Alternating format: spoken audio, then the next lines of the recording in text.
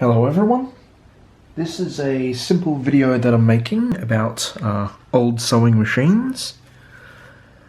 Just a little rundown on my particular sewing machine. This is my Singer. This is it's a vibrating shuttle sewing machine. It is a Singer Model 28. It was made in 1936, so it is an interwar sewing machine. I bought this in London in about, I think it was 2012, and I paid the grand total of, I think it was £15 sterling, which is about 25 Australian dollars. So not very much at all. When I bought it, the machine was in very, very bad repair. It didn't work. In fact, the guy I bought it from said that it would only be good for display purposes. Well, I proved him wrong, so I'm going to show you what this machine looks like and how to use it. Now, I've got the original key here, and that goes in to the keyhole like that. Now, if you can't open this, if you don't have the original key for it and it's locked and the key's gone, you can use a 3mm flathead screwdriver to unlock the case. But I'm going to use the key because I have the key. Take the lid off. Lid comes up from the left, goes to the right, and here we are. This is my sewing machine. Now, one thing you will notice is that this is a hand-cranked sewing machine. We've got the crank over here, and that folds down, so you pull it up like that, and you pull down the pin here, and snap it in, and there we go. Now,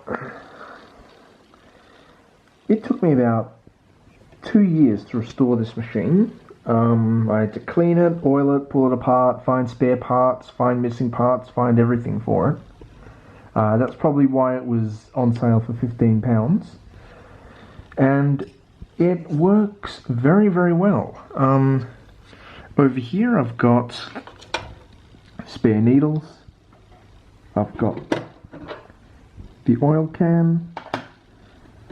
In here I've got the green Singer attachments box full of all kinds of bits and pieces. Let's have a look. What have we got in here?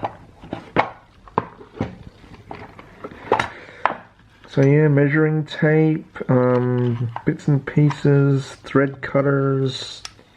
Oh, more needles. How nice. So I've got all that in there. That goes down like that. This goes back in there. Now, that goes on like that. Twist it, lock it. Now, these machines are very easy to use. That's why I love this one. It's foolproof, you know. There's no fiddly electronic settings or anything. This is the puzzle box. Old Singer machines used to come with a puzzle box, and here it is.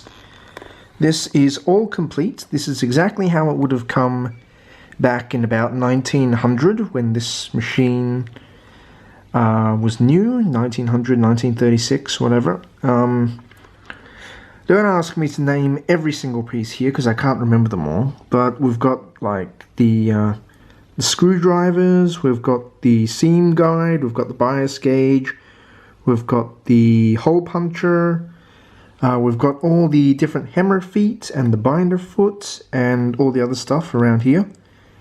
We've got the... I'm trying to remember what this is.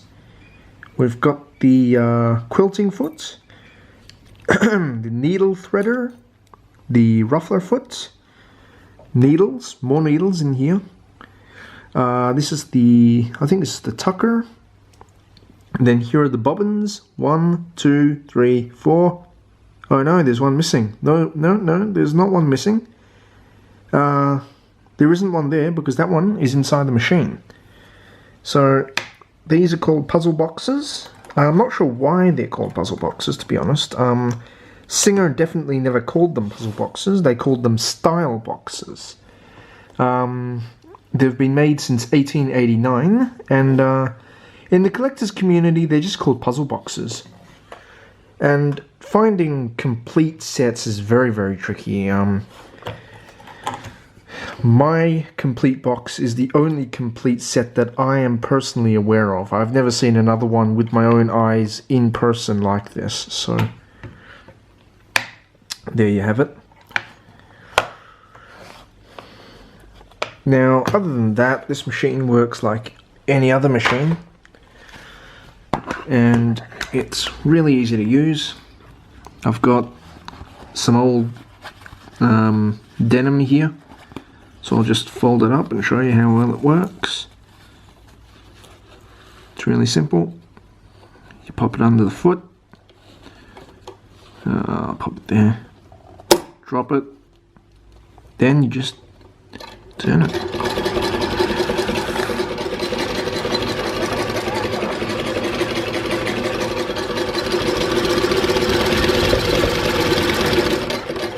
As you can see, it works really well. Take it out, turn it, down. Now, some of my friends ask me, oh, how do you use one of these things when you've got only the use of one hand to control the fabric? And it's really not that hard. I mean, one of the good things about these old machines is that you can go as fast as you want, and there's really nothing wrong with it. I mean, these machines were designed to last and to sew through almost anything. I've sewn through 6 layers of denim with this machine with very little problem. I actually made a bag using this machine, a denim satchel bag, and it was very, very easy.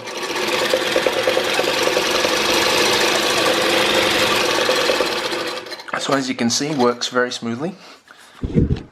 Absolutely no problems at all. Now, how do you set one of these machines up to use it? Alright, I'll show you. Pop this down. Take this out. And I'll show you how that's done. To thread one of these old machines, you start up here. You go to the first thread guide here. You go down the front around the tension discs.